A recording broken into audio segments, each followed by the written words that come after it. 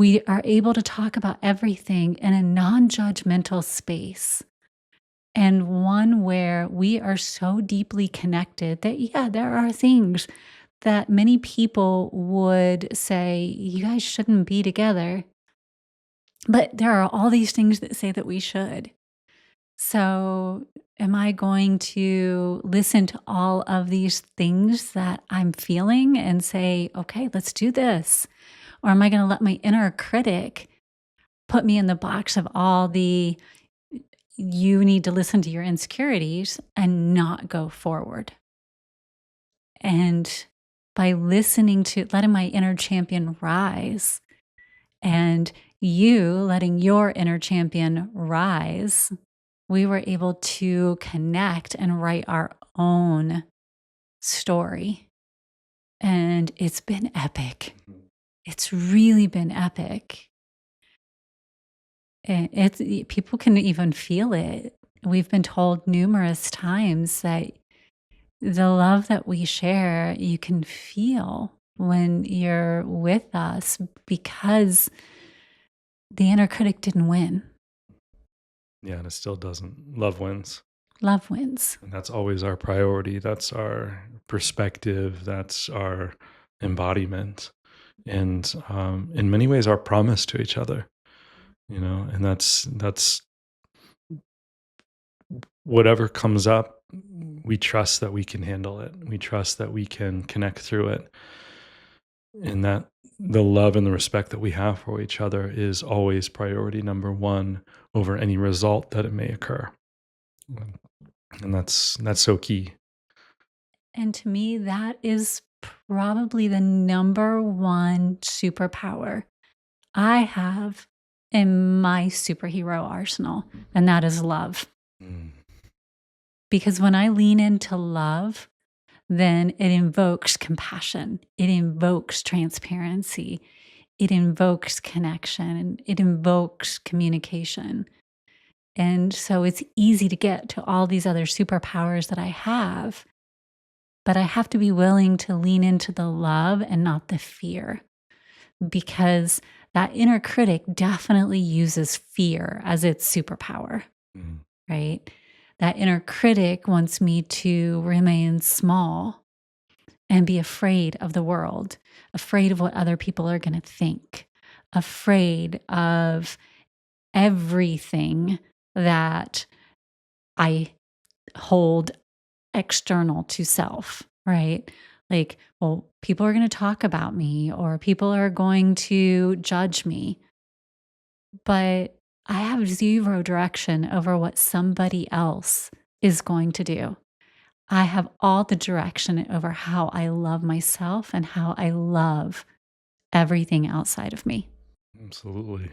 And that to me flows into us being secure in what our relationship looks like to ourselves. Yes. Not letting someone else define what our relationship should look like. Yes, we didn't get engaged until 10 years in. That is not the norm. No. But that's okay. Yeah. And the constant question now is, when are we going to get married? And we're like, I don't know. I don't know. Tomorrow or 10 more years from now, who knows? And that's okay. And that's, I feel like there's this deep pressure in society through books, movies, social media, et cetera. There's like this way that we all should, live and look this certain way and approach life in a certain way. And, very few people actually fit that norm, which is wild because it's considered a norm. And it's the more that you can connect with what works best for you. Like every relationship should just be what's going on with those two people. These ideas of like commenting and judging other people's relationships from the outside, like just doesn't even logically make sense. We have no idea what's going on in between, and no one ever will. It'll only be those people involved. Yep. And so I think that one, was a huge benefit for me to learn from through that process, is not be so externally controlled by what others think and how others think and what it should look like or what life should look like and all that. And so us really determining what is best for us fuels my happiness, and I feel fuels your happiness, and Yes. then we both benefit from that.